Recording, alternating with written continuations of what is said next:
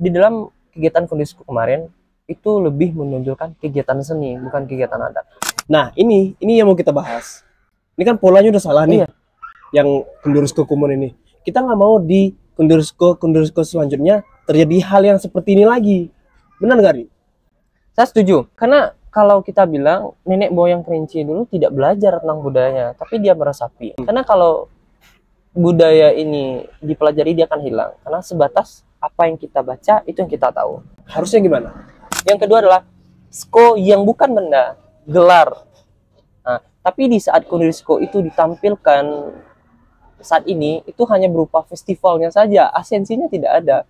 Pusako pun tidak boleh keluar dari pintu lawang. Pintu lawang itu adalah gerbang, tidak boleh keluar. Masa ya kita melakukan penobatan gelar dipati di luar pintu lawang? Dan ini terjadi. Ini terjadi.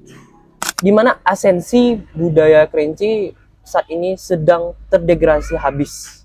Kenapa tuh? Kenapa? Pertama, minimnya literatur yang mencatat tentang inventaris kebudayaan. Itu kenapa bisa hilang.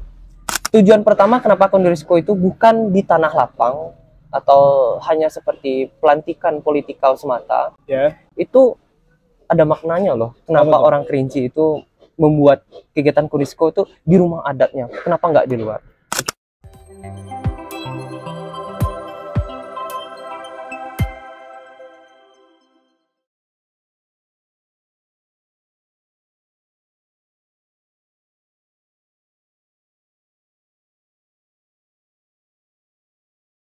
Halo semuanya, kembali lagi dengan saya Givari Alekotama di Biar Faham Podcast by Fori Creative Space. Ini saya mengundang di segmen Biar Faham Podcast bersama Tori. Halo Tori. Halo. Jadi sebelumnya kita dulu ya awal-awal nge-podcast itu sempat bahas tentang si Tori mau berangkat membawa tarian Kerinci ya. Budaya Kerinci. Budaya Kerinci ya ke Vietnam. Ke Vietnam. Waktu itu, waktu awal-awal ngerintis podcast, dan sekarang telah hadir lagi nih narasumber yang baru. Mungkin kalau teman-teman Biar Faham Podcast yang belum belum pernah melihat Tori, bisa ditampilkan di sini nih cuplikannya. Oke. Tori sebelum itu pernah membahas tentang kebudayaan Kerinci yang akan dibawa ke Vietnam. Dulu sempat hektik juga ya. Iya, sempat hektik. Masalah pendanaan, Pendanaan, ini itu gitu ya. izin, dan problematikanya kok nggak kami yang berangkat, kok kalian berangkat, kalian kan banyak lah. Dan Ada akhirnya juga gonjang-ganjing, dan juga waktu itu support sistemnya kurang banget. Padahal kita mengangkat budaya ya. Budaya Kerinci, Tapi kenapa? Sungai Penuh dan Kabupaten Kerinci, tapi minim dukungan dari kedua belah pihak. Menurut Tori kenapa? Coba. Pertama, memang ada miskonsepsi bahwasanya yang punya atau yang bisa mengangkat budaya itu hanya segelintir orang. Jadi sebenarnya mahasiswa yang berada di luar itu adalah best value dari Kabupaten Kerinci dan Sungai Penuh untuk branding daerahnya sendiri, karena tidak perlu bayar, mereka sudah punya aset di sana. Apalagi mereka yang punya jejaring internasional, misal seperti kegiatan kemarin kita kegiatan international exhibition dan cultural attraction. Ya. Nah, bayangin kalau yang di Sungai Penuh nggak dapat, yang berada di dalam daerah nggak dapat, yang di luar dapat, yang dapat invitation. Tanpa mereka harus bla bla bla bla, mereka bisa berangkat. Cuma dengan izin, bukan dengan uang kabupaten dan kota, bukan, tapi dengan izinnya. Artinya Tori minta perizinan aja ya. Perizinan Dan aja itu kemarin. Susahnya Minta ampun. Dan 1 bulan 47 hari itu udah menghadap Pak Gubernur, nggak tembus. Menghadap Pak Bupati waktu itu tembus, dan di kota kita agak kurang kemarin. Bukan agak kurang, memang kurang. Memang kurang ya. Kurang ya. Nah, Tori, abang tuh mau mengundang Tori di sini. Yang berhubung kita sekarang posisinya di Kalapo. Kalapo Cultural Heritage. Jadi di Kalapo ini memang konsep dari bisnisnya itu kafe yang mencoba untuk melestarikan budaya gitu. Lokasinya di Desa Gedang, Kota Sungai Penuh. Teman-teman bisa mampir di sini. Nah, ini menu yang hadir di sini yaitu menu apa tadi? Nasi goreng ayam. Nasi goreng ayam ya. Sebelumnya tadi ada rempah-rempahan, juga ada apa tadi minum tadi? Nah, salah satu itu jahe wedang rempah. Rasanya enak banget. Nah, balik lagi di awal. Sebelumnya sempat kita bahas juga Tori itu meneliti tentang ramuan-ramuan yang ada di sini. Iya, rempah di sini ya. Lebihnya ke etnobotani sama etnoekologi. Coba jelasin ke teman-teman. Etnobotani adalah kita melihat etnobotani itu kan berasal dari etno, gambaran suatu etnik, dan botani itu adalah tumbuh-tumbuhan. Jadi Tori spesifik meneliti tentang tumbuhan-tumbuhan yang digunakan dalam ritual, khususnya di Kabupaten Kerinci dan Kota Sungai Penuh etnik Kerinci, suku bangsa Kerinci, yang mana digunakan dalam kehidupan sehari-harinya. Baik itu untuk keperluan pribadi, komunal, dan juga seremonial. Artinya memang tradisi Kerinci itu Tori lestarikan dengan meneliti ramuan-ramuan tadi. Iya, ramuan-ramuan, bukan hanya ramuan, tapi lebih kepada tidak hanya ramuan, satu ramuan, tapi lebih ke semua aspek yang ada di alam yang melibatkan tumbuhan-tumbuhan. Karena kenapa kita perlu itu? Karena kita perlu inventarisasi etnobotani yang digunakan oleh nenek moyang Kerinci. Contohnya saja, di suku Maya ya, sebelum ditemukannya anestesi mereka sudah tahu. Dan dikembangkan lagi, lahirlah anestesi. Nah, di Kerinci ternyata banyaklah tumbuhan-tumbuhan yang berkhasiat obat. Yang bisa dikatakan sebagai salah satu pengakuan UNESCO sebagai jamunya Kerinci. Tapi sayangnya itu catatan itu tidak ada. Nah, mungkin bisa kita kembangkan di Balitbang, tapi di sini dilihat di RPJP kabupaten dan juga kota itu belum masuk, tapi di PPKD Kabupaten Kerinci sudah masuk tentang etnobotani itu. Di Kota Sungai Penuh belum ada sejauh ini Tori lihat. Kenapa kita harus mendokumentasikan itu? Karena itu adalah living story-nya nenek moyang Kerinci. Karena mereka bisa hidup tanpa obat-obatan medis modern. Ya betul. Tapi mereka bisa hidup arif dengan alamnya, dengan tumbuhan-tumbuhan yang ada di sana, tanpa ada efek samping. Dan mereka punya khazanah kebudayaan yang tahu ini bisa jadi racun dan ini bisa jadi obat. Nah, betapa khazanahnya budaya Kerinci zaman ini. Ngomong-ngomong tadi Tori sempat bahas tentang salah satu tradisi ritual-ritual gitu kan. Gini, abang tuh pengen membahas hal-hal yang unik.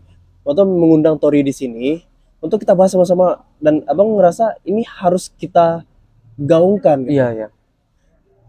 Topiknya adalah nilai Kundurusco yang menurut abang saat ini hilang.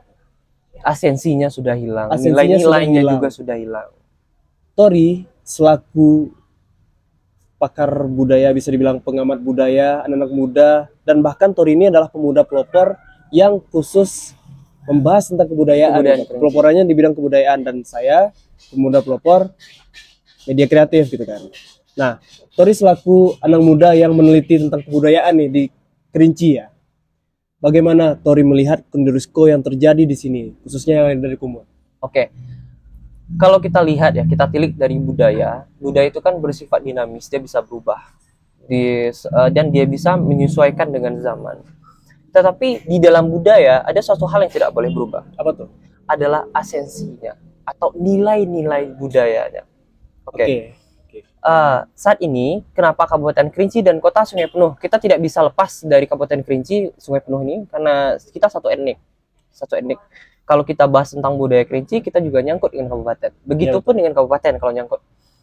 Karena izin perizinan adat pun kita masih di lembaga adat Kerinci, Limbago Adat Kerinci, di mana asensi budaya Kerinci saat ini sedang terdegradasi habis. Kenapa tuh? Kenapa? Pertama, minimnya literatur yang mencatat tentang inventaris kebudayaan. Itu kenapa bisa hilang. Kalau kita ibaratkan dengan resep kue, kalau tanpa dicatat hanya secara lisan, itu kan bisa bertambah tuh resepnya. Begitupun dengan kebudayaan. Budaya itu tidak harus dicatat atau diinventarisasikan seperti buku, tapi nilai-nilainya itu yang harus kita inventarisasikan. Jadi makna pandangan antara kaum muda sekarang, kaula muda sekarang dengan old generation sekarang ini berbeda, miskonsepsi. Gimana tuh? Kalau Tori lihat sekarang ada sebenarnya antara budaya Kerinci dan pemahaman agama itu tidak bentrok. Tidak terjadi tolak belakang, tapi itu dikait-kaitkan saat ini dikait-kaitkan dengan agama. Padahal dalam pelaksanaannya pun tidak terbentur dengan agama Islam kalau kita lihat secara, karena dia menggunakan adat bersendi syarat bersendi kitabullah, walaupun dalam budaya Kerinci tidak bisa umumnya semuanya tidak bisa dikatakan sebagai adat bersendi syarat bersendi kitabullah. Asesi dari Kundursko adalah kalau kita lihat secara bahasa itu kita bisa tafsirkan dua. Pertama, Kunduri Sko. Sko itu ada dua. Pertama ada Sko yang berbentuk benda, mutable, dan injectable yang bukan benda. Pertama ada bendanya itu adalah peninggalan nenek moyang kita. Bukti bahwa mereka itu pernah hidup di zaman itu. Yang kedua adalah Sko yang bukan benda, gelar. Nah, tapi di saat Kundursko itu ditampilkan saat ini itu hanya berupa festivalnya saja, esensinya tidak ada. Ciri-ciri mereka hidup hanya sebatas pemandian, terus pengarakan, yang hanya sebatas seremonial saja. Arti pentingnya mereka hidup itu tidak ada. Artinya Tori bisa menyimpulkan Kundursko yang terjadi yang kita lihat berdua ya, yang di Kumun waktu itu bisa dibilang seremonial aja. Kalau dibilang seremonial saja bisa dikatakan seremonial saja, karena esensinya Kundursko itu adalah yang diberikan Sko itu adalah laki-laki, tapi tidak laki-laki tersebut tidak mendapatkan Sko tanpa atas persetujuannya perempuan. Kalau kita lihat beberapa buku yang membahas tentang Kundursko, agak sedikit minim literatur, namun beberapa penuturan dari beberapa riset, baik itu terakhir tentang riset Ashe, itu menyebutkan maksudnya memang ada perbedaan yang Tori lihat, yang Tori pahami dengan yang terjadi waktu kemarin itu. Tujuan pertama kenapa Kundursko itu bukan di tanah lapang atau hanya seperti pelantikan politikal semata, itu ada maknanya loh. Kenapa orang Kerinci itu membuat kegiatan Kundursko itu di rumah adatnya, kenapa nggak di luar? Oke. Terus itu sempat Tori kritik juga ya, kenapa harus di lapangan gitu ya? Di lapangan sekolah ataupun di luar gitu.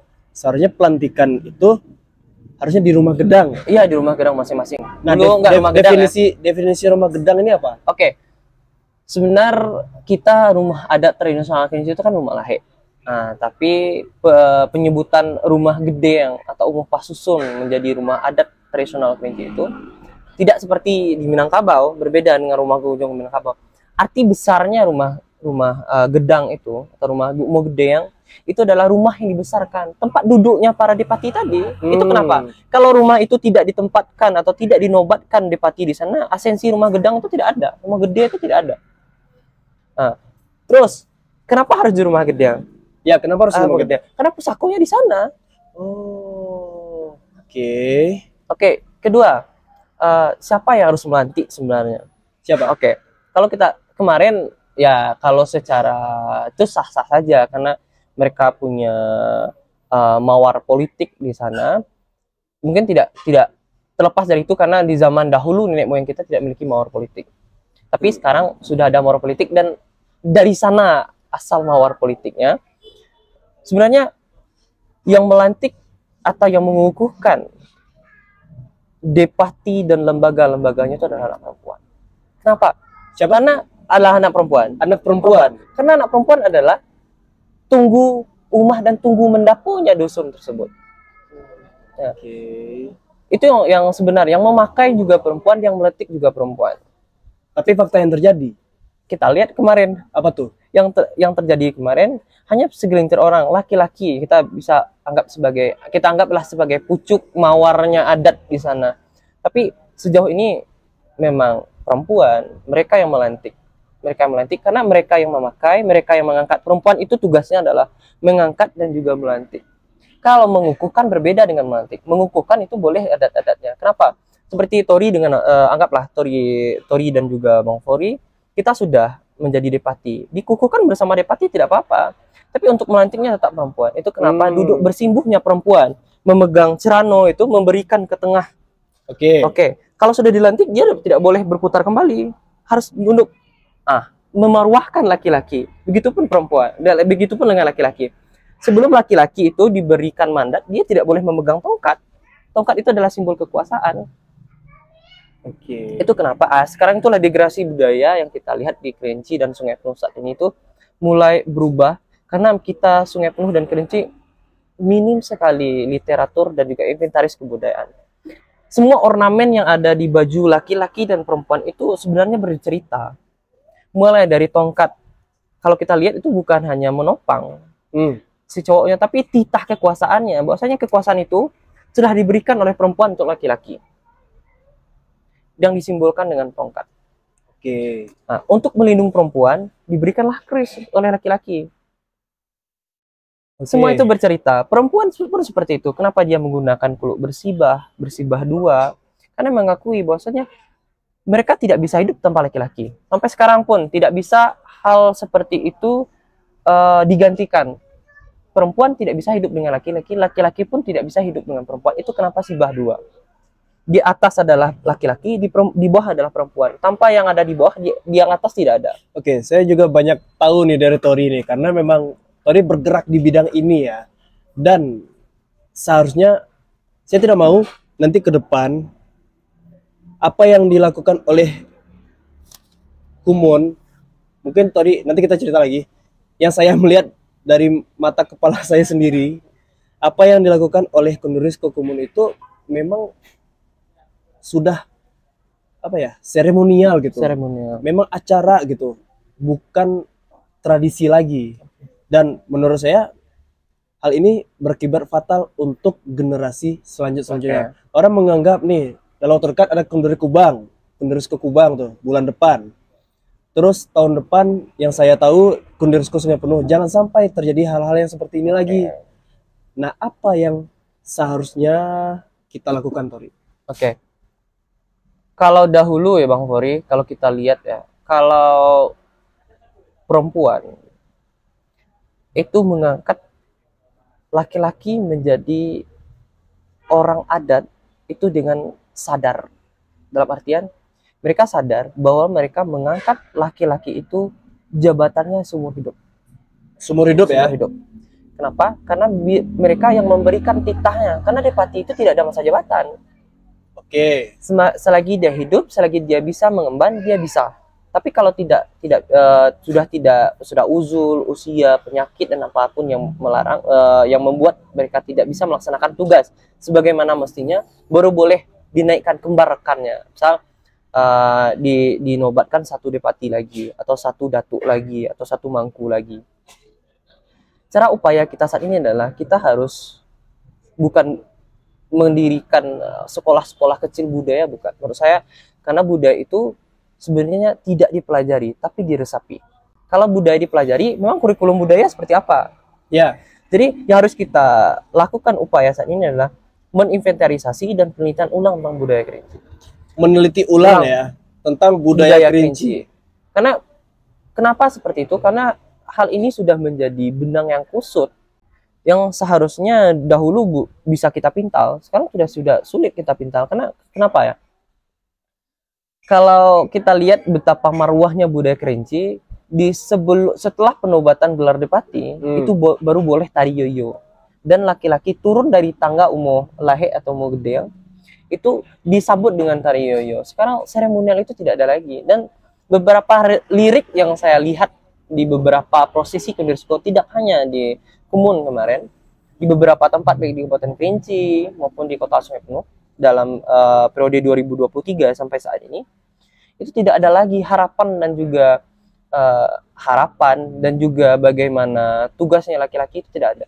Kalau ada lirik yang menceritakan tentang kebahagiaannya perempuan atas dilantiknya laki-laki, itu salah satunya kan ada di lirik lagu Yoyo.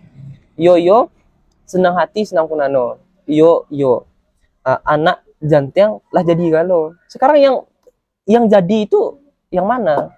Apakah yang jadinya Depatinya, apa kegiatan seremonial tadi? Jadi agak ambigu kita. Oke. Dan juga benar nangkap nih. Dan juga yang satu lagi yang ingin saya kritisi, bahwasanya tidak semua orang bisa menjadi lembaga yang bisa mengemban amanah menjadi orang adat. Laki-laki tidak pernah diminta dia lahir sebagai laki-laki, tapi dia punya hak untuk dicalonkan menjadi Depati melalui anak perempuannya. Tapi dia tidak bisa mengusung namanya sendiri. Yang saat ini yang terjadi beberapa tempat yang pernah saya lihat, tidak perlu saya sebutkan di tempatnya, itu masalah mereka laki-laki pun yang saya bisa loh. Itu tidak boleh, karena Depati, Depati, Ninik Mama, masuk juga Ninik Mama, Depati, Nini Mana, beda dengan Tegana ya. Depati, Nini Mama, Datuk dan beberapa turunannya itu dipilih bukan beratas kemauan mereka, tapi kemauan orang lain. Orang lain itu siapa? Adalah perempuan. Oke. Bukan semata-mata duduk kita emek, dapatlah orangnya. Bukan seperti itu. Karena kalau kita lihat di dalam adat Kerinci itu ada berapa 5 kriteria. Misal ada 2 laki-laki dalam satu kelbu ya. Kita tidak punya suku, kita punya kelbu. Unit terkecil dari sistem kekerabatan kecil adalah kelbu. Misal kalau ada dalam satu kelbu hanya punya 1 laki-laki, mungkin itu yang kita lantik. Dan kita persiapkan, perempuan harus menyiapkan laki-laki itu setelah menikah harus menjadi orang yang memegang adat. Tapi sekarang berbeda. Adapun 2, mereka lebih lihat siapa yang lebih kaya, siapa yang lebih mencolok. Siapa yang memiliki power politik.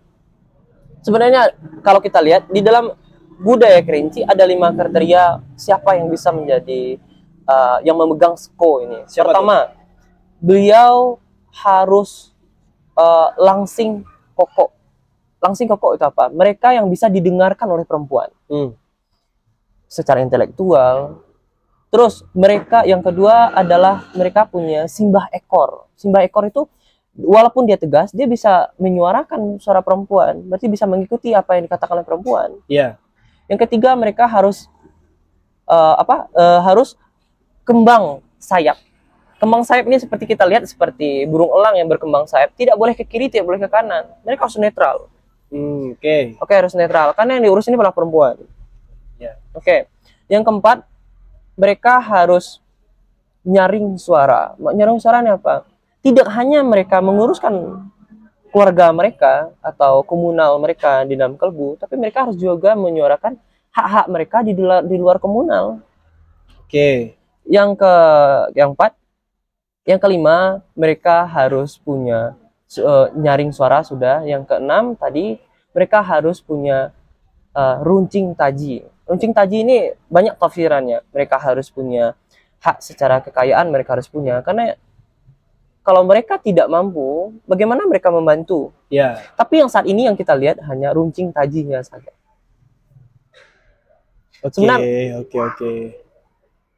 Apa yang menjadi keharusan dalam adat Kerinci itu semata-matanya bukan untuk menjatuhkan seseorang, bukan untuk menaikkan seseorang, tapi ingin melihat siapa yang pantas untuk dipercaya.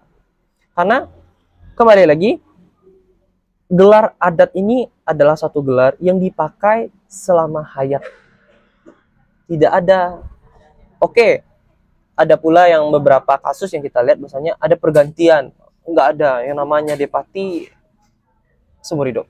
Kenapa Depati seumur hidup? Karena mereka tugasnya paling tinggi. Mereka menikah mati, memenggal putus, terus membelah putus lagi. Karena apapun yang sudah dikatakan oleh Depati, mereka harus menyetujui, yang di bawahnya menyetujui. Mereka adalah puncak alam. Nah, tapi sekarang ini kita lihatlah. Sebenarnya tidak apa-apa. Saya sangat setuju dengan beberapa kiprahnya atau beberapa terobosannya lembaga adat Kerinci memberikan gelar adat kepada beberapa politikus. Saya sangat support. Tapi kembali lagi, nilainya tadi kita harus menyuarakan bahwasanya kalau Anda sudah mendapatkan ini, tidak hanya setelah Anda mengemban usaha politik, tapi setelah Anda mengemban usaha politik, Anda masih menjadi hak komunal di sana. Bukan semata-mata memberikan gelar adat, memberi gelar adat kepada bapak ini, kepada DPR ini, wali kota ini, bupati ini. Untuk mendekatkan hanya secara politik saja tidak, tapi kita sudah mengakui bahwa mereka adalah bagian dari kita. Nah, kalau sudah mereka mengemban jabatan, hilang. Iya sih. Nah, kita simpulkan ya. Apa aja nih? Coba jelasin lagi. Apa aja yang menurut Tori menjanggal di Kembirusko Kumur? Beberapa saya lihat yang tidak ada, mungkin ada, mungkin saya yang tidak lihat kemarin. Yang pertama itu adalah bagaimana mereka melaksanakan kegiatan kecil komunal mereka. Kalau beberapa postingannya Bapak Wali Kota saya lihat, Tori lihat sendiri, bahwasanya kegiatan itu dilakukan di rumah. kegiatan rapat Rumah adat gadang.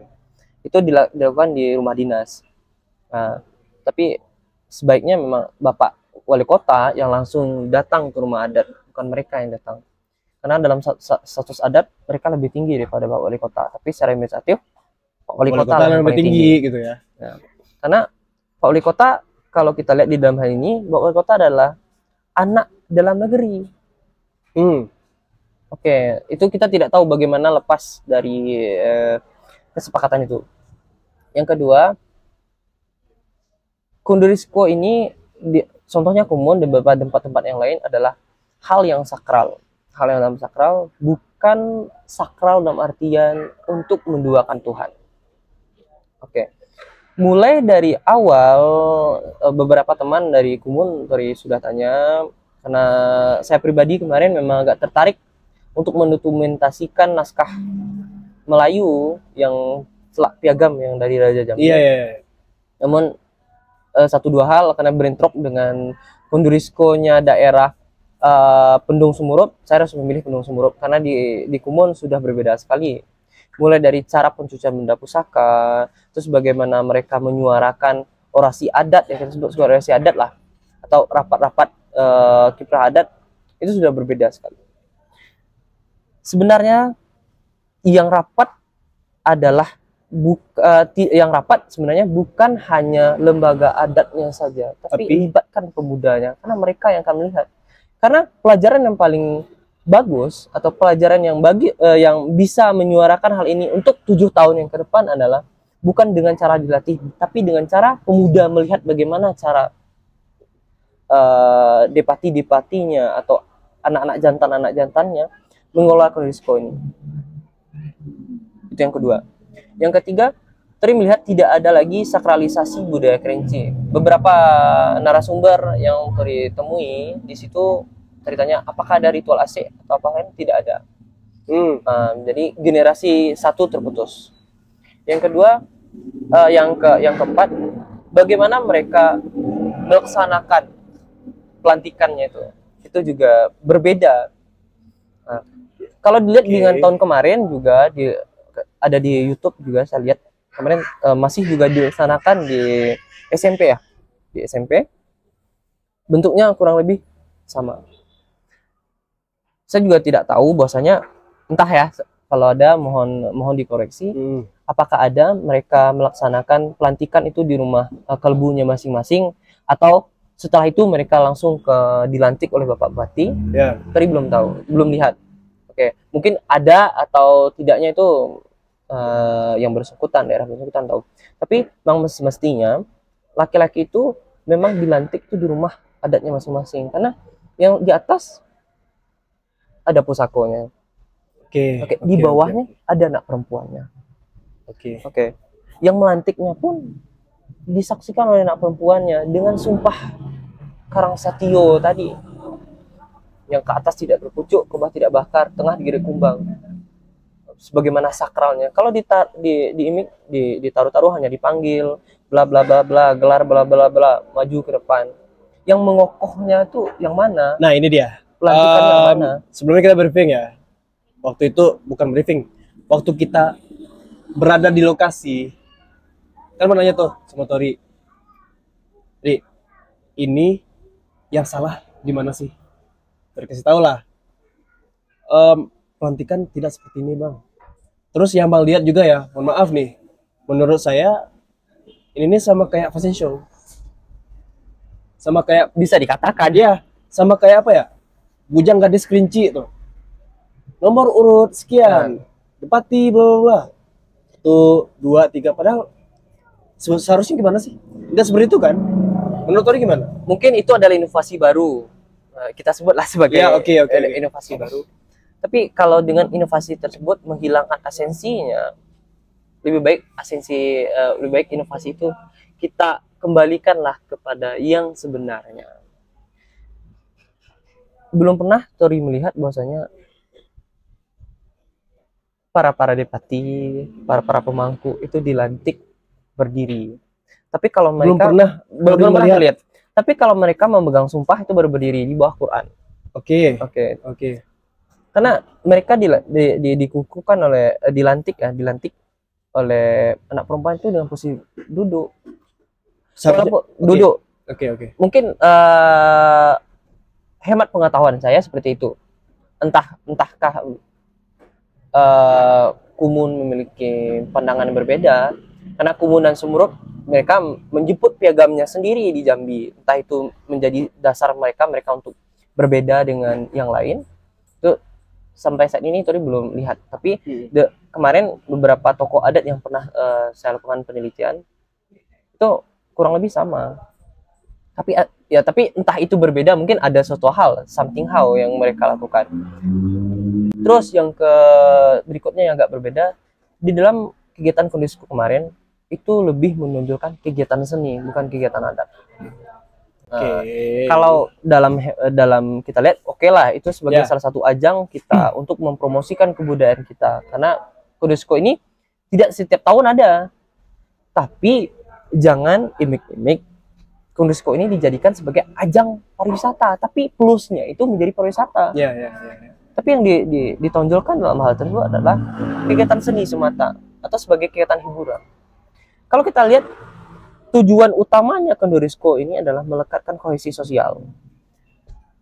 Kalau Kondisco, anak jantan, anak perempuan, anak bejantan, anak betina yang berada di luar daerah diwajibkan untuk pulang, karena mereka punya denda sendiri, mereka punya petuahnya sendiri. Kalau di dusun saya sendiri, di dusun baru, dusun Pih dan Sungai Penuh, kalau tidak pulang kena bele, kena penyakit. Kena beli apa? Bele itu adalah suatu penyakit yang tidak bisa sembuh. Entah itu gila atau mereka banyaklah penyakitnya yang diberikan oleh leluhur mereka. Masa iya dalam artian sebenarnya folklore itu menyebutkan masa iya udah 7 tahun dibikin, dalam 7 tahun 1 minggu nggak bisa pulang. Lebih ke folklore-nya sebenarnya. Untuk membuat mereka untuk pulang, itu sebenarnya esensinya. Sudah 7 tahun atau 8 tahun atau sampai 10 tahun sekali, kalau hanya menunjukkan esensi seninya saja dan direkam oleh generasi saat ini, yang dimana kita belum tahu ya, maut, ajal dan jodoh kita belum tahu ya. Entah yang di beberapa yang tahu itu sudah meninggal atau sudah uzul, ilmu yang tadi akan berubah. Itu akan menjadi pola tetap. Dan akan menjadi pola tetap untuk daerahnya, dan di saat daerah lain melihat, oh seperti ini loh kegiatan Kondisco, dan digunakan oleh daerah lain. Nah ini yang mau kita bahas. Ini kan polanya udah salah nih. Yang Kondisco Kumun ini, kita nggak mau di Kondisco selanjutnya terjadi hal yang seperti ini lagi. Benar nggak, Ri? Saya setuju. Karena kalau kita bilang nenek moyang Kerinci dulu tidak belajar tentang budayanya, tapi dia meresapi. Karena kalau budaya ini dipelajari, dia akan hilang, karena sebatas apa yang kita baca itu yang kita tahu. Harusnya gimana? Kalau sebenarnya cara menuangkan kebudayaan yang bagus adalah melibatkan pemuda, itu yang pertama. Yang kedua, dengan menunjukkan cara-cara yang benar tanpa ada imik-imik kesenian dan apa. Boleh kesenian, boleh, karena itu adalah hiburannya masyarakat, untuk daya tariknya masyarakat untuk berhadir. Tapi jangan tinggalkan adat Lamu Pusaka Usang. Oke lah, saat ini memang semuanya itu berubah. Budaya Indonesia dan budaya dunia saat ini adalah dalam fase degradasi habis.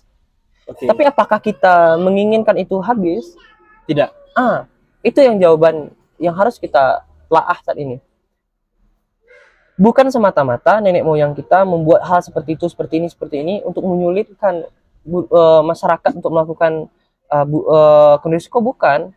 Tapi kembali lagi, Kondisco adalah unsur gotong royong. Kalau dengan hal ini hanya menonjolkan kesenian, hal yang lain, esensi gotong royongnya hanya sebatas seni. Tapi kita belum tahu kita ke atas gimana, generasi bawah ke atas gimana, generasi atas ke bawah juga nggak tahu gimana. Karena sudah dikat habis.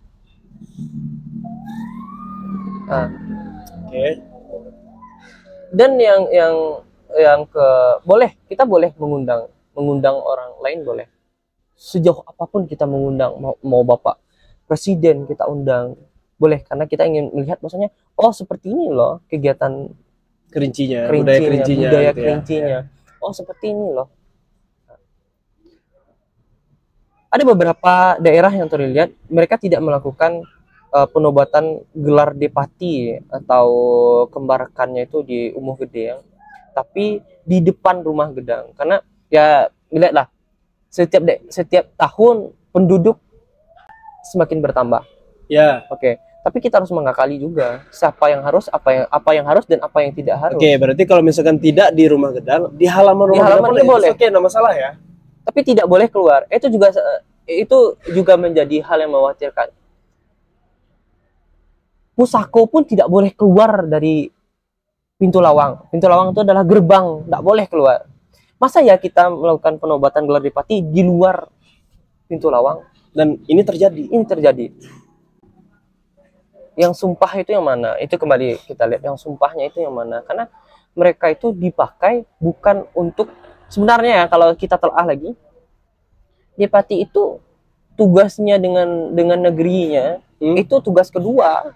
Tugas pertama apa? Menjaga anak perempuannya. Itu ya. Itu yang pertama. Karena yang memberikan amanah mereka itu adalah perempuan. Oke. Yang keduanya baru ke secara diplomatik mereka dengan mereka. Tapi yang utamanya adalah mereka dengan perempuannya. Oke, tadi dulu sempat ngobrol juga sama Abang ya tentang pusaka yang terjadi itu sudah tidak untuk pencuciannya pun juga sudah berubah. Gitu ya. Terus yang kita tahu di Tanjung Tanah itu ada tulisan Melayu, naskah undang-undang Melayu tertua di dunia. Nah, Datori pun menganggap ini ada yang aneh. Anehnya apa? Oke. Naskah itu tujuannya untuk ditulis. Iya. Tapi kenapa harus disimpan gitu? Ya, ini menjadi sesuatu kan? Iya, kan? Suatu hal yang ini menurut Abang unik nih yang mestinya kita bahas gitu. Nenek moyang kita menulis naskah itu untuk dibaca, diturunkan ke bawah, diturunkan ke generasi berikutnya. Supaya apa? Supaya dibaca kan? Dibaca. Tapi fakta yang terjadi, kenapa harus disimpan? Iya. Ini suatu hal yang menarik menurut saya. Walaupun sebenarnya pusaka itu tidak bisa dibaca di setiap saat, hanya bisa dibaca dan dilihat diturunkan pada saat Kondurisko atau mereka ngisi padandon iya, ataukah hal-hal yang mewajibkan mereka untuk diturunkan tidak memang kalau untuk muka memang harus ada izin komunal karena itu punya negeri bukan punya individu. Betul. Tetapi menjadi permasalahan saat ini adalah saya sendiri Muhammad Rifki Setia sedang meneliti tentang manuskrip kuno di Sungai Penuh dan Kerinci. Itu yang kesulitan kita saat ini adalah untuk mengaksesnya. Dengan iming-iming ini tidak boleh dibaca. Kalau tidak boleh dibaca, kenapa nenek moyang kita harus membuat? Nah, itu dia. Padahal di zaman itu nenek kita sudah mengetahui nggak semua daerah loh yang memiliki aksara kuno dan tidak semua daerah punya budaya menulis. Ya. Berarti kalau nenek moyang kita sudah menulis, berarti sudah pintar dan ada informasi penting yang ingin disampaikan. Iya, yang harus diturunkan dari generasi ke generasi. Kalau secara bertutur mereka pasti sudah tahu. Kalau mengirim pesan bertambah, mengirim uang berkurang. Itu patahnya. Mungkin dengan adanya tulisan tersebut dia mengatakan bahwa ini batas daerah kita, ini asal usul kita, ini kekayaan kita, ini punya kita, ini yang nggak boleh dilakukan, ini yang harus dilakukan. Dan itu disampaikan di skrip tadi. Iya, di skrip tadi. Dan dibaca ulang di dalam Kondurisko. Kalau sampai saat ini, yang menjadi mirisnya, tahu nggak Bang? Apa tuh? Tahun 2003, dari informasi di saat, alhamdulillah, di tahun 2023 tadi berkesempatan menjadi salah satu delegasi dari Pekan Kebudayaan Nasional Indonesia dan Kongres Kebudayaan Indonesia. Nanti kita cantumin di sini nih. Oke. Fotonya ya. Oke. Tori mewakili bukan mewakili Provinsi Jambi dan juga bukan mewakili Kota Sungai Penuh Kabupaten Kerinci, sama mewakili antropolog Indonesia. Tori mewakili antropologi Indonesia. Antropologi Indonesia ya. Nah, apa dari yang peneliti? Di sana manuskrip ritual ya, masuk ya, ritual AC di sana, pengetahuan tradisional juga masuk di sana, manuskrip, terus ada olahraga tradisional itu menjadi indikator pemajuan kebudayaan. Dan 10 OPK tersebut, objek pemajuan kebudayaan itu ada di Kabupaten Kerinci dan ada di Kota Sungai Penuh. Tapi sayangnya mengakses itu sulit. Jadi gimana kita mau melestarikan yang 10 tadi, aksesnya sulit. Aksesnya sulit hanya untuk putra-putri daerah. Untuk yang lain boleh. Kenapa saya tadi mengatakan seperti itu? Kok bisa? Pak Uli Kuzok pernah meliti Kerinci di tahun 2003.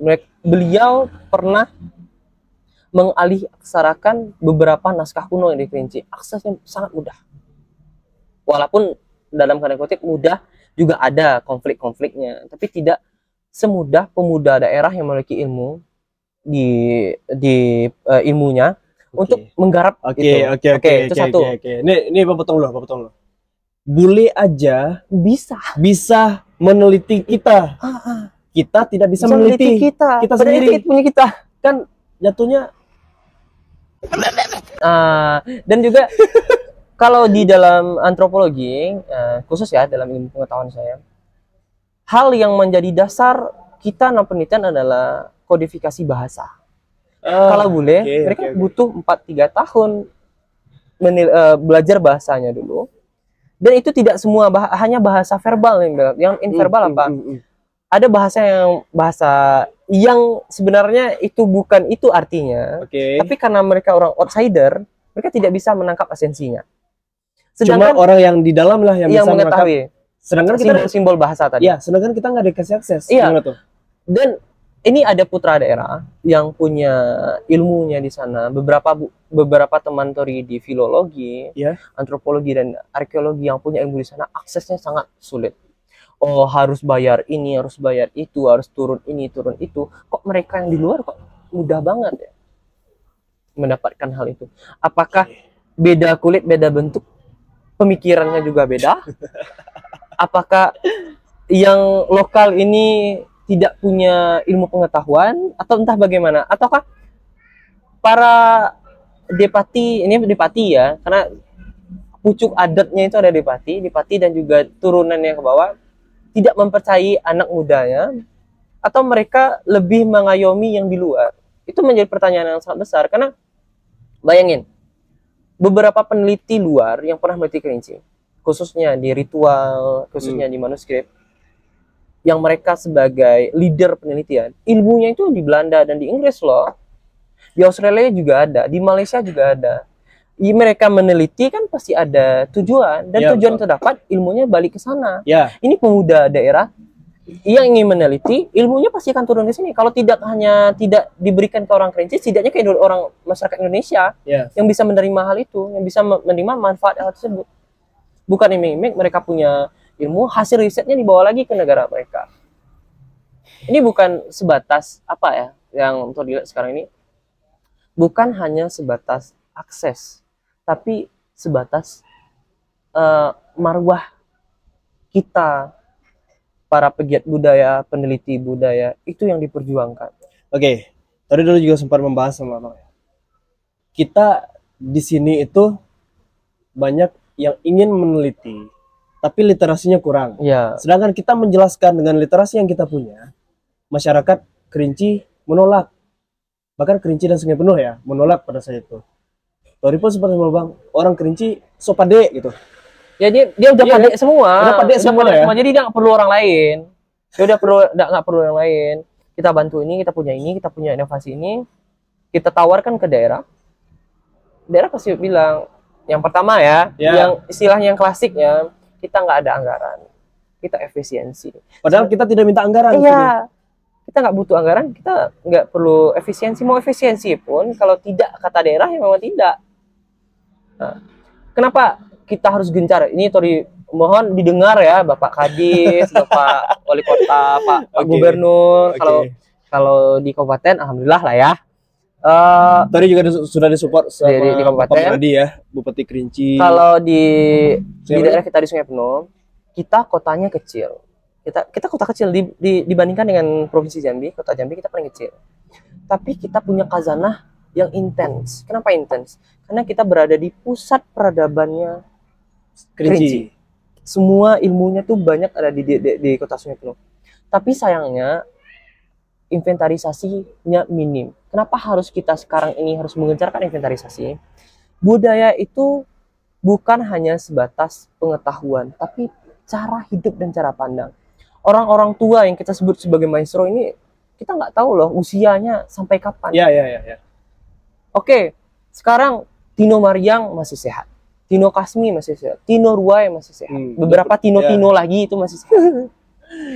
Tapi kalau mereka tidak kita ayomi dan tidak kita dokumentasikan tidak hanya sebatas bikin video, bikin apa, tapi esensinya itu, nilai-nilainya itu yang akan kita tangkap untuk generasi berikutnya. Betul. Ada atau tidak pun mereka, nilai itu akan abadi selamanya. Dan harus ada di UNESCO fakta yang terjadi. UNESCO ini sudah berubah, udah banyak hal-hal yang menjanggal gitu. Jadi dari awalnya kalau kita lihat ya, UNESCO ini adalah kegiatan puncak seremonial, puncak kegiatan Kerinci. Karena di sana asik pasti sudah ada, penurunan benda pusaka pasti ada, penobatan sudah ada, syukuran juga ada di sana. Terus terlebih dalam hal itu ada strategi politik lokal juga ada di sana, karena kita melekatkan kohesi sosial. Tapi dari hal kecil saja sudah berubah, terdegradasi. Mau tidak mau ke atas juga akan berubah. Itu kenapa sekarang yang wajib atau yang memiliki hak untuk menjaga budaya adalah perempuan. Kenapa perempuan? Kenapa tuh? Kalau kita rusak perempuan Kerinci, budaya Kerinci akan hilang. Kenapa? Karena yang bisa mengangkat adalah perempuan. Yang mewariskan tanah di dusun di mana pusaka itu disimpan adalah perempuan. Jadi perempuan itu bak permata dan bak emas di Kerinci, dan laki-laki ini bak kaca yang melindunginya. Kaca itu bisa dalam artian dia bisa melindungi dan dia juga melukai. Yang mau fungsi yang manakah yang mau kita buat?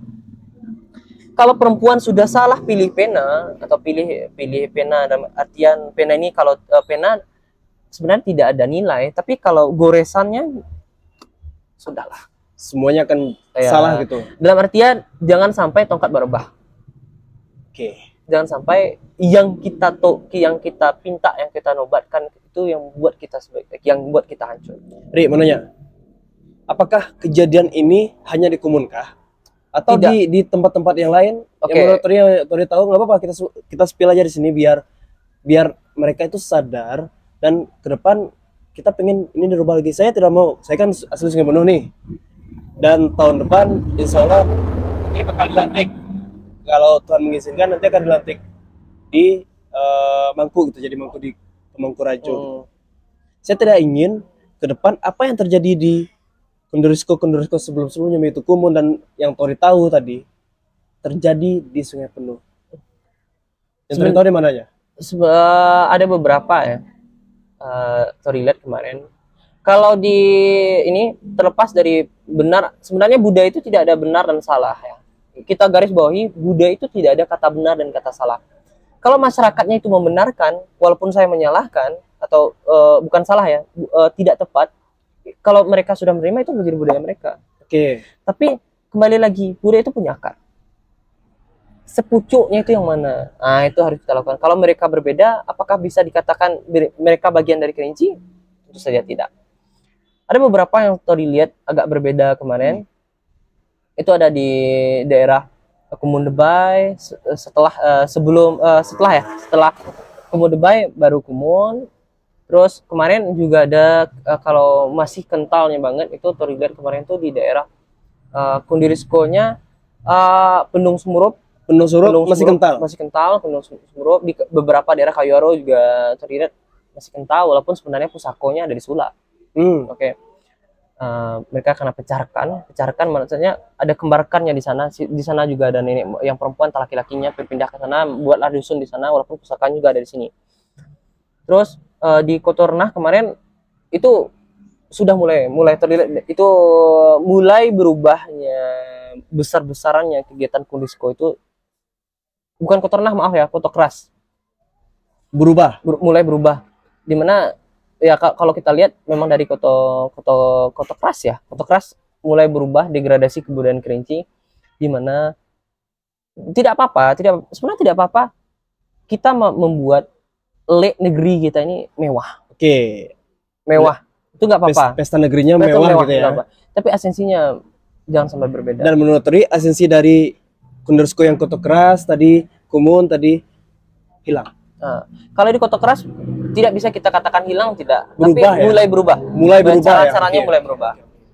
Terus ada beberapa di daerah ini, di daerah hilir juga terlihat, baik itu di Lempur, Lolo, atau di daerah Bukit Keman, juga sudah dalam artian di dalam kegiatan adat juga ada kegiatan pemuda yang bisa dikatakan agak bukan melenceng, tapi agak jauh dari cara-cara adat.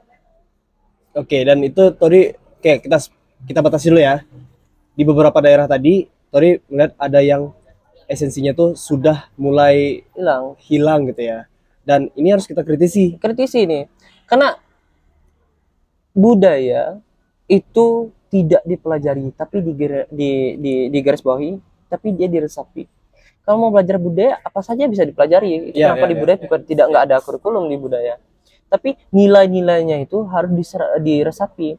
Karena budaya adalah perangkat sistem tindakan hasil karya manusia yang digunakan dalam kehidupan bermasyarakat, yang diperoleh dari proses belajar. Itu adalah ilmu pengetahuan dari nenek moyang kita. Nggak perlu diuji. Di zaman dahulu itu adalah hasil-hasil dari pembelajaran nenek moyang dulu. Oke, terakhir ya kita tutup satu pertanyaan lagi. Berhubung waktunya sudah panjang nih Tori. Tapi poinnya Abang nangkep nih. Kita tuh ada hal-hal yang ketimpangan yang harus kita lurusi karena topik kita tadi Kundersko, marwah dan esensi dari Kundersko itu sudah hilang gitu ya. Nah, kita bagi ke beberapa orang nih.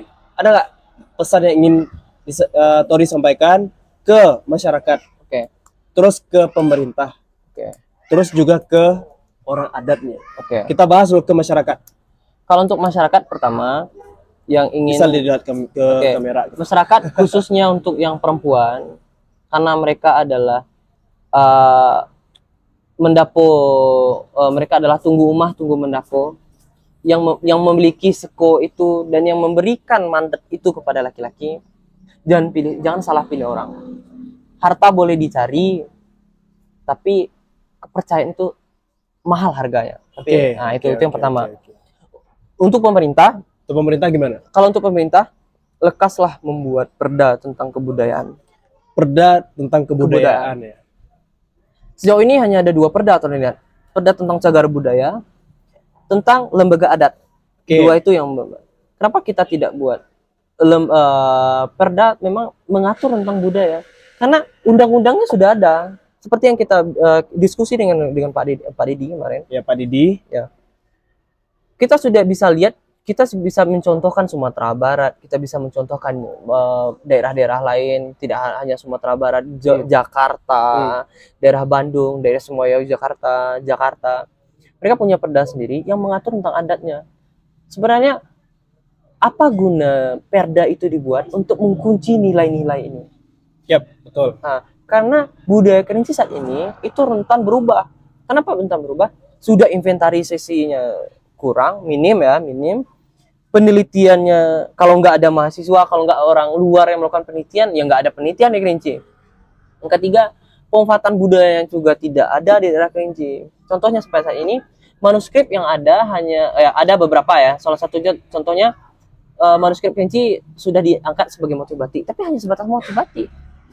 Sebenarnya masih bisa banyak hal-hal lagi yang bisa kita olah dari budaya Kerinci ini. Tapi karena perdanya belum kuat, ada, penelitian dan inventarisasinya juga minim. Mau diapakan budaya ini? Oke.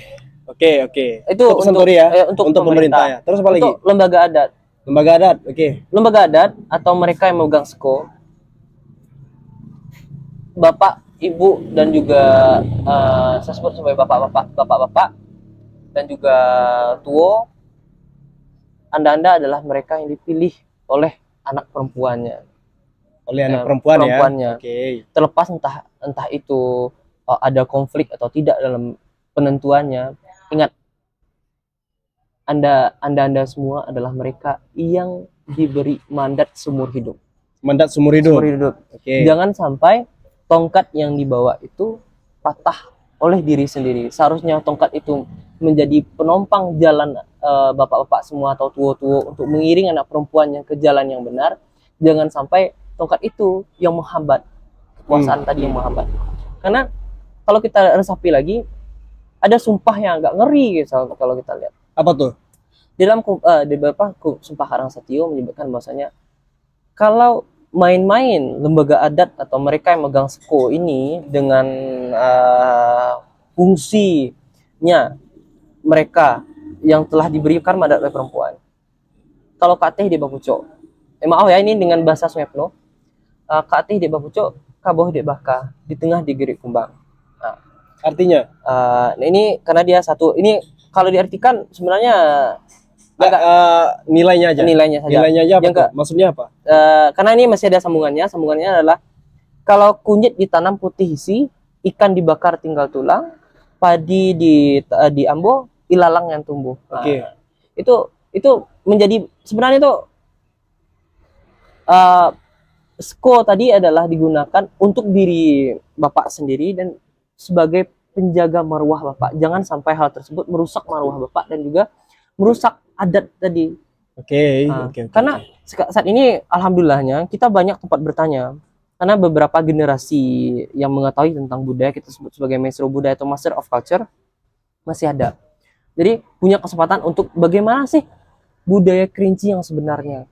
Tapi kalau ini dibiarkan terus menerus, ya sia-sia. Yang punya adat, yang punya sko hanya sebatas yang punya sko, tapi mereka tidak tahu fungsi mereka ke negerinya apa, ke anak perempuannya apa. Kalau ada negerinya yang meminta bantu, anak perempuan yang meminta bantu, siapa yang harus didahulukan dan siapa harus dikemudiankan juga tidak tahu. Oke. Kita tutup ya. Oke, itulah tadi. Mungkin di sini saya mengundang Tori itu karena kita tuh gatal ya. Ini gatal sebenarnya. Gatal karena melihat kondisi yang terjadi. Kondursko, contoh yang saya lihat tuh Kondursko Kumun memang di luar dari nilai gitu. Menurut kami gitu. Dan faktanya memang seperti itu sih. Kalau melihat esensi kemewahannya, menurut Tori ini adalah Kondursko yang paling mewah dan paling rame. Ya, paling rame. Tapi sayangnya di saat yang rame itu tidak digunakan untuk mengkampanyekan kebudayaan, hanya mengkampanyekan tentang kesenian tadi. Oke. Dan ini kita harus kritisi. Saya benar-benar keras di sini. Semoga ke depan di setiap kundursko yang ada, karena ini kegiatan sakral ya. Sakral. Pesta sakral yang sekali-sekali dan tujuannya untuk anak jantan dan anak betina yang ada di Kerinci ini tadi. Kalau seandainya sudah dirubah esensinya, maka ya udah kita punah gitu. Sebenarnya tidak apa-apa. Kalau Tori, saya pribadi sangat membutuhkan atau sangat menyuarakan kepada pemuda-pemudi bahwasanya untuk mengembangkan kegiatan Kondursko. Tapi ada beberapa poin yang tidak boleh dikembang, yaitu nilai-nilai. Dan itu harus disusun dengan literasi yang harus disampaikan ke orang-orang. Jadi kalau kegiatannya dikembangkan boleh, tapi esensinya itu jangan sampai. Karena kalau esensinya itu dikembangkan, maka multitafsir jadinya budaya Kerinci ini. Nah, itu yang merusak budaya Kerinci. Seharusnya tidak seperti itu, menjadi seperti itu. Dan yang menerima dan juga yang melihat itu akan mendual tafsirkan. Betul. Dan satu lagi pesan untuk saya, pemuda-pemudi yang ada di Kerinci ini harus belajar budaya Kerinci. Iya. Dan itu fatal kalau seandainya kita tidak mengindahkan, tidak melestarikan, bahkan tidak memajukan budaya Kerinci, yang ada budaya kita akan tergerus. Iya. Banyak contohnya budaya-budaya luar yang hilang dan mereka krisis identitas. Dan menurut saya kita hampir terjadi. Contohnya bukan hampir, kita sedang dalam fase degradasi kebudayaan. Degradasi ya namanya. Degradasi, guys. Dan yang harus kita lakukan hal ini adalah menerima atau kita menolak. Kenapa daerah luar bisa berimbang budaya dengan kemajuan? Karena mereka memajukan negara mereka, memajukan generasi atau memajukan pembangunan itu dengan poin-poin kebudayaan, sedangkan kita bukan. Kita pembangunan yang mengikuti kebudayaan, bukan budaya yang mengikuti pembangunan. Jadi seolah-olah apa kata pembangunan harus digiyakan oleh kebudayaan. Sebenarnya kan tidak. Adanya budaya adalah untuk membataskan bahwasanya manusia ini punya batasnya loh hidup. Karena manusia ini bukan antrosentris, mereka bukan sentral dalam kehidupan, masih ada sentral lagi dalam di kehidupan manusia. Itu ada lingkungan, ada makhluk hidup, flora dan fauna di sini yang harus selaras dalam hal ini. Tapi yang kita lihat sekarang ini ya, kenapa, dan kita kaitkan lagi, kenapa lingkungan Kerinci itu semakin lama semakin buruk dan juga tercemar? Karena hal seperti itu kita sudah menaruh bahwasanya manusia adalah antrosentris, manusia adalah sentral di kehidupan. Sebenarnya bukan. Sebenarnya apa? Yang sentral yang dibilang itu sebenarnya lah, manusia adalah mereka hidup berselaras dengan lingkungan. Oke. Bukan mereka yang mengelola lingkungan, tapi mereka hidup berdampingan dengan lingkungan. Dan kita saat ini sudah ya, budaya itu sudah hilang, berimbaslah dari Kondorisko pun sudah mulai hilang nilai-nilainya. Dan ritual-ritual yang beberapa ritual yang menurut Tori pribadi itu memiliki nilai-nilai kultural yang sangat penting pun sudah mulai hilang. Bukan mulai hilang, sudah hilang. Sudah hilang ya? Sudah hilang. Contoh. Oke. Insya Allah kalau diterima oleh BBK dan juga kementerian saat ini, kita akan melakukan ritual Nyunjung Setai. Nyunjung Setai ini apa? Adalah regenerasi dari dukun. Kita sebenarnya dukun pun di Kerinci tidak mau dikatakan dukun. Mereka punya nama sendiri. Mereka disebut sebagai salih, guriu, dan juga balian. Beda. Kalau dukun itu konotasinya buruk. Kalau mereka konotasinya baik. Ya, karena mereka sebagai pagarnya negeri. Hal itu pun tidak ada dilakukan lagi. Kenapa? Degradasi budaya mengatakan bahwa jadi salih, jadi guriu, jadi balian itu nggak ada manfaatnya. Kita lihat lagi di kegiatan Kumun, asiknya nggak ada. Terlepas dari pertentangan antara agama Islam dan juga kepercayaan budaya, sebenarnya di dalam kegiatan ritual asik ini akan booming nih seperti Oke. Di dalam kegiatan ritual asik itu sebenarnya termuat nilai-nilai utama ketauhidan. Nah, nanti mungkin akan kita lanjutkan di part berikutnya. Ya, di part berikutnya, karena kita yang sekarang ini kita bahas tentang Kondorisko ya. Next time kita bahas tentang tari asik. Sebenarnya guys, nanti saya tuh bersama Tori ingin memajukan budaya dan bisa dibilang melestarikan budaya juga, agar apa? Agar anak-anak SD, SMP, SMA itu referensinya di channel YouTube Tori Creative Space. Kita bahas dulu. Beberapa episode tuh kita mau membahas, ini episode pertama tentang sejarah nenek moyang Kerinci. Bahkan tidak ada di motor lokal saat ini. Iya. Terus juga rumah adat Kerinci, bagaimana cara bertutur, kan banyak tata kehidupan yang harusnya cara pandangan hidup. Ya, pandangan hidup yang banyak anak-anak muda tidak tahu. Saya pengen ini jadi referensi dan kita rujuk ke dinas pendidikan. Dan semua sebenarnya apapun dipakai di dalam kegiatan adat itu bercerita. Kalau boleh menambahkan lagi, contohnya saja, baju pernikahan dan baju penobatan itu berbeda, tapi sekarang sudah bersama. Itu kita lihat. Inilah degradasi budaya yang sebenarnya itu menjadi fakta karena polanya sering dilakukan. Itu seolah-olah itu menjadi fakta. Sebenarnya itu bukan fakta yang absah. Padahal itu juga salah karena itu polanya berulang. Kita saat ini harus habiskan hal pola-pola tersebut. Tadi kita bahas ya. Yuk kita tutup dulu. Kita tutup. Oke, terima kasih sudah mampir di sini. Next time sehat untuk Tori. Kita butuh orang-orang seperti Tori, orang-orang seperti Pak Didi, dan bahkan banyak orang hebat yang ada di Kerinci dan Sungai Penuh yang sudah dan bahkan yang belum saya undang di channel YouTube ini. Channel YouTube ini tugasnya untuk edukasi, dan saya tidak ingin ada ketimpangan pendidikan di sini. Ketimpangan ya banyak yang nantinya saya mau mengundang banyak pakar-pakar yang tujuannya untuk memajukan daerah kita sendiri, daerah Kerinci dan Sungai Penuh. Dalam satu suku yang namanya suku bangsa Kerinci. Oke, thank you Tori sudah mampir di sini.